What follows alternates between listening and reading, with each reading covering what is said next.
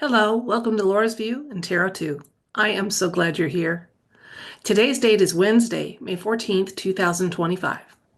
I've been doing a little looking at the drug price situation here in the United States because this week President Trump authorized via executive order a plan to address that. And I wondered, what needs to be addressed? What's going on? Well, I hate to do a fact check of someone in Trump's administration, but I am going to start with one for RFK Jr.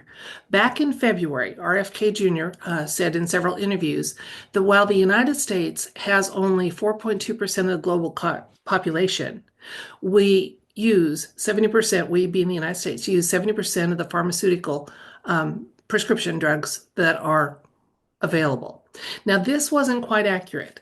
And I just want to clarify that because what was more accurate was the United States does use a higher proportion of the percentage of drugs for their population. 4.2% population, approximately 6.5% of the global prescription drug consumption does come from the United States. So, in other words, about 1.5 times what our percentage of the population is. That's not good. I'm not saying it's good, okay? But it's not 70%. What might have caused some of that confusion is the fact of the matter is the United States bears over 50% of the cost of pharmaceutical drug production in for the global economy. And so that was what has gotten addressed this week in this executive order. Now, I got excited, not realizing there was a connection to this because earlier hello, Sparkle. On the 11th of this month, President Trump said that his next truth was going to be one of the most important of his career. Okay, my next truth will be one of the most important and impactful I have ever issued. Enjoy. Okay, and Captain Kyle Patriots, thought that it might have something to do with truth will shock the world. So I don't know about you, but I was ready for something huge to be shared with us. It turned out that it was the announcement about the executive order that would address this drug cost discrepancy that the United States bears and other developed countries don't. And I do like that President Trump was talking about a comparison with developed countries. So the fact of the matter is, let's see if I can get to that executive order for you. Don't want to read it all. But he being President Trump, spoke in his executive order about, or his announcement about it, about the fact that the United States bears many times the cost of the pharmaceuticals that are used for prescriptions across the globe. And the rationale has always been that the U.S. would bear the cost of research and development. Okay. Well, President Trump said that's not fair, and you can't buy your way into making me say it is. He did an executive order that says in the future that there should be an alignment of prices that the United States pays for not just research and development, but for the final product, the pharmaceuticals, as do other countries. Example, Canada, the UK, and the European Union. To me, that makes sense. Now, liberals tried to find some way to argue about it. Even good old Bernie Sanders said he acknowledged it was a good development, but he worried about the motives behind it. Sentiment on the right has been pretty positive about this. So I wondered what is going on with this, the drug prices in the United States. Personally, I would like our world to get to a point where there's healing technologies and natural remedies to the point that the big pharma companies are just a nightmare in our past, our distant past. But we're not there yet. Okay. But we'll see what the cards want us to know about this situation for prescription drug prices in the United States as a result of this executive order, as well as possible events that are the universe can see is headed our way. So I thought it might be interesting to just take a peek at that. I'm going to have to move a cat, or at least scoot a cat, so that we can take a look at this. And I'll be right back. We'll do that and see what the universe wants us to know. So there's no yes or no element to today's read. I would just like the universe to give us information and insights about what's going on with the prescription drug prices in the United States, especially in light of the executive order that President Trump did this week, trying to address that, getting the costs commensurate and in alignment with what other developed nations pay, which to me seems very fair.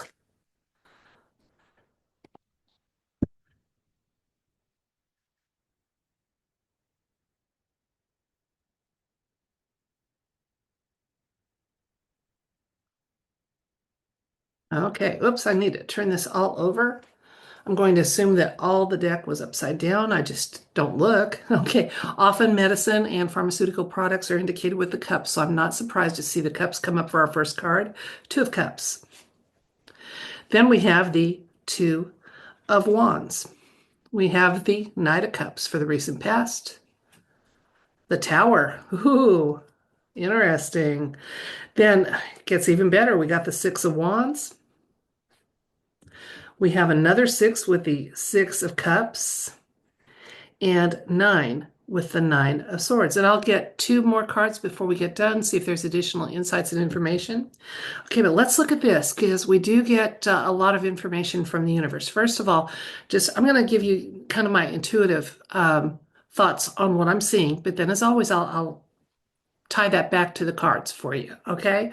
So what I'm seeing is it was a power play and it's one that the big pharma is not happy about, is going to try to challenge and but they're not going to be successful about it. Okay. This is all part of our world setting off on a new path. So that's what I'm seeing so far. We got the two twos, we got the two sixes. Now, multiple sixes often talk about something's going to happen, but they're not very happy about it. So they're grumbling. Okay. And if we hear things about if the because the big pharma has deep, deep, deep, deep, deep pockets. If we hear them grumbling about how this executive order is going to cause this kind of mayhem or chaos, we just need to know that a lot of it's hot air. There's really not that much to worry about. I'm sorry that other countries are going to have a slight increase to get that parity going for the costs between developed countries, but to me, it just seems fair. And just, I think it's also fair, and I'm seeing this fairness from the universe here with the Six of Wands, that this is all spoken about in context of developed countries. For example, if someone in Bangladesh, a very poor country, needed insulin, I don't mind if the cost of their insulin is commensurate with what they can pay. If it's much less, subsidizing that a little bit, again, that's fair. But among developed countries, that's a great way to say, hey, we need to bring these into alignment and cohesion, and I'm glad that it's being done. Now, here's why I said that. First of all, as I was saying, often pharmaceutical products here, look, we have our snakes, which have multi-layered meanings if you've gone down that rabbit trail, indicating the cups, that there's an agreement that this needed to be addressed. And it is part of our world setting off in a new direction. So, and wands are fast-moving energy. So, President Trump's assertion that this needs to happen within 30 days, he wants to see some results. And if things aren't done within 6 months, there's going to be consequences. So the Knight of Cups for our recent past, this is again the big pharma. They've committed a lot of trickery and false promises and false claims in the past. That's going to continue, but this is actually the start of toppling some big pharma monopolies and gouging that has been going on for far too long. There's been too many elected officials who took monetary incentives to look the other way or not prioritize making this happen, and it's being addressed. And I like that it's a tower moment for Big Pharma. Looking at the near future, we got a victory card here, number 6. So again, no matter how they try to oppose it, it is going to happen. And it's all part of having our world get to a better place where innocent life is protected, and especially our younger innocent lives are protected. So this card is kind of a reunion and reconciliation card. So I see this also as with the reconciliation aspect of the Six of Cups. I see that as a hint of other healing technologies coming out that we're going to reconcile what was used in the past with what works in the near future.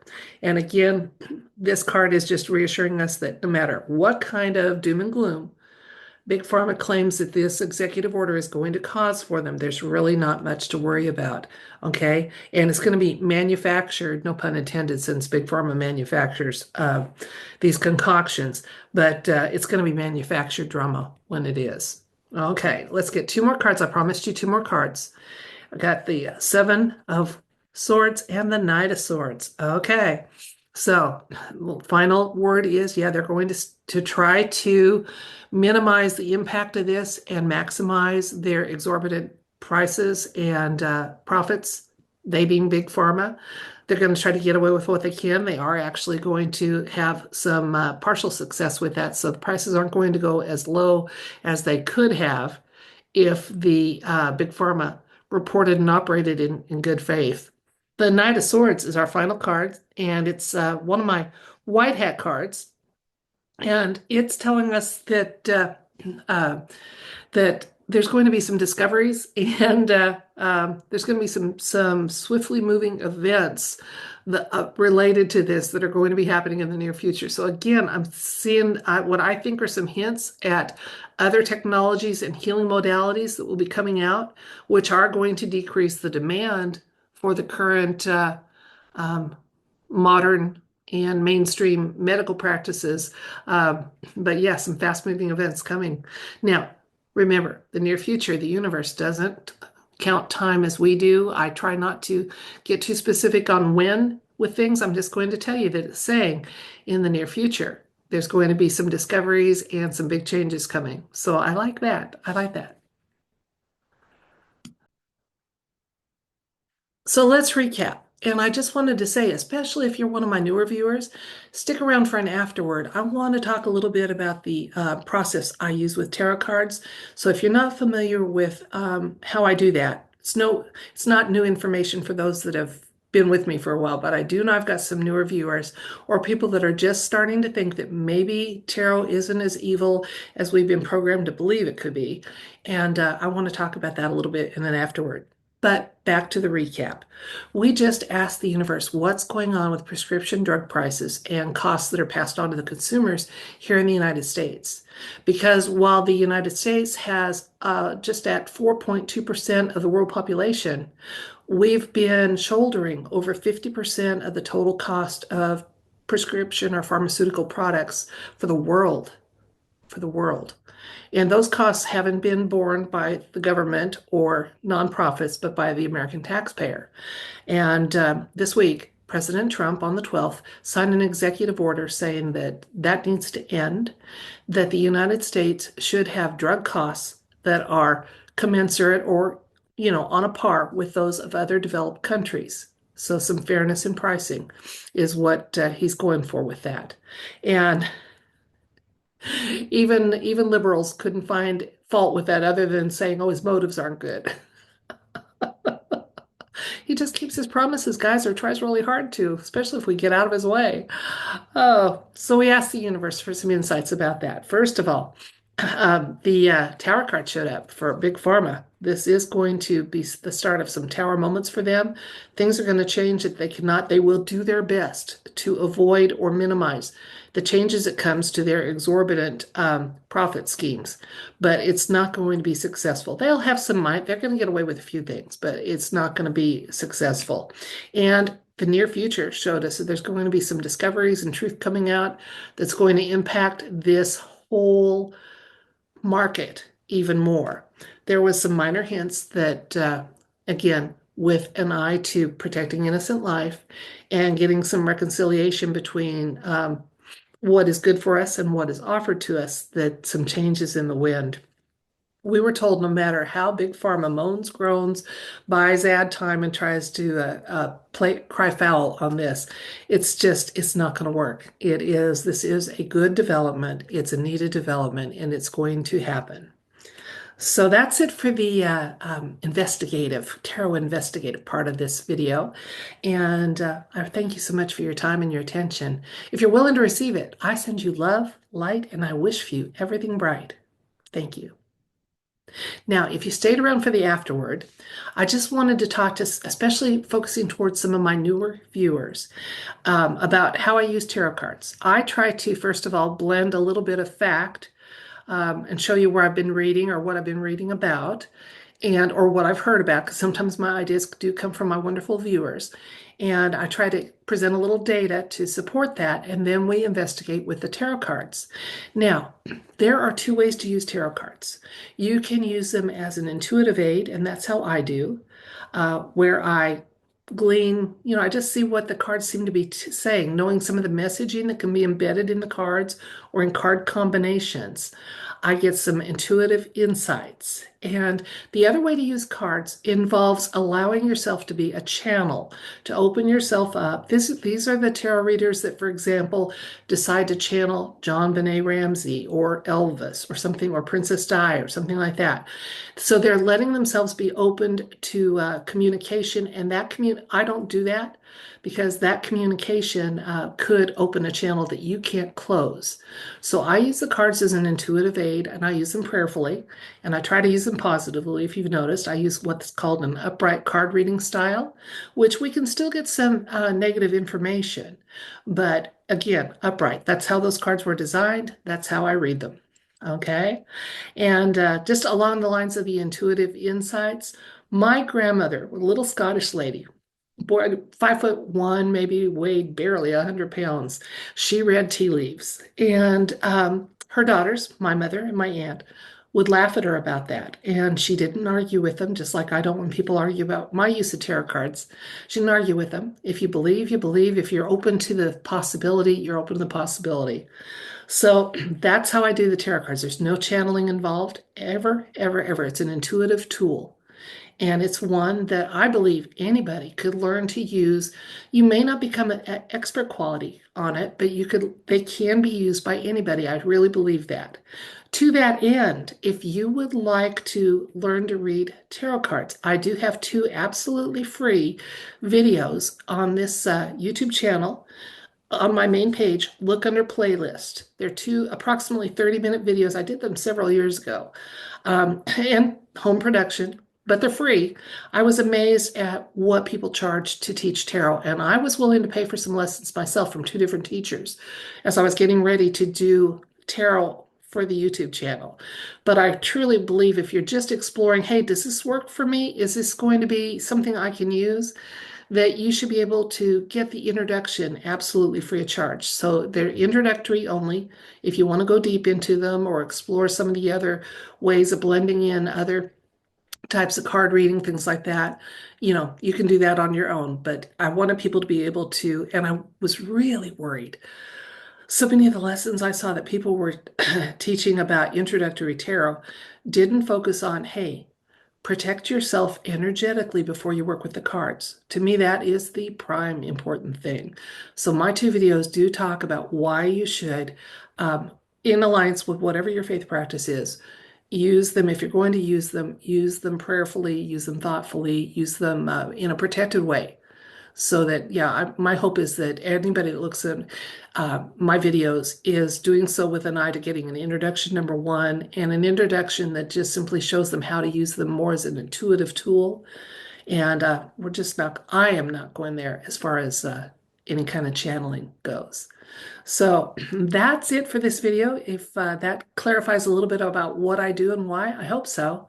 I do. I had some people who were very concerned when I went public about the use of tarot, and they thought that meant that I had lost my faith or lost my way. And no, I just believe that we've been programmed to believe a lot of things are bad, that it's only bad in the way they can be used. They're not bad from start to finish. And so, with that belief that tarot cards is an intuitive tool that can be used prayerfully and positively, I do my channel. That's it for this video. I thank you so much for your time and your attention and your tolerance and grace. I hope you have a fabulous day or evening whenever you're viewing this. And if you'd like to receive it, I am willing to send you an abundance of love, light, and everything bright. Bye.